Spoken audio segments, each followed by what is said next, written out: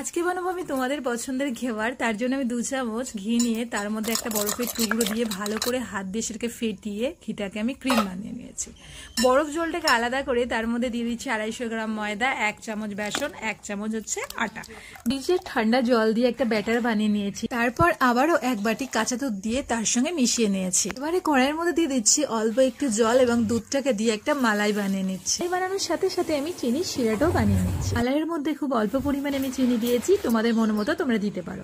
স্টিলের বাটি নিয়েছি, তার মধ্যে আমি অনেকটা পরিমাণে তেল এবং 1 চামচ ঘি দিয়ে ভালো করে গরম করে নিয়েছি এবং তার মধ্যে অল্প অল্প করে ব্যাটার দিয়ে ঘেবারগুলো বানিয়ে নিচ্ছি। ঘেবার বানানোর সময় অবশ্যই কিন্তু তেলটা অনেকটাই গরম হতে হবে। ফার্স্ট টাইম আমি ঘেবার বানিয়েছিলাম, কিন্তু ঘেবারটা যে এতটা সুন্দর হবে আমি ভাবতেই পারিনি। তো আমি এখানে মোট 5টা ঘেবার বানিয়েছিলাম আর ঘেবরগুলো কিন্তু সবগুলো দারুণ জালিদার হয়েছিল। ঘেবরের মধ্যে থেকে আমি একটা ঘেবর নিয়েছিলাম, নিয়ে তার উপরে একটু চিনির সিরাপ লাগিয়ে দুধের যে মালাইটা আমি তৈরি করেছিলাম সেটাও ঘেবরের উপর দিয়ে সেটাকে ভালো করে চারিদিকে লাগিয়ে নিয়েছিলাম।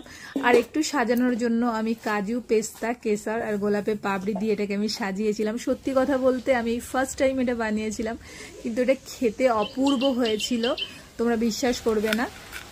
সামনেই রাখি পূর্ণিমা, আর রাখি পূর্ণিমা উপলক্ষে তোমরা ঘরে ঘেওয়ার রেসিপিটি বানিয়েই ফেলতে পারো। আশা করি সবারই ভালো লাগবে।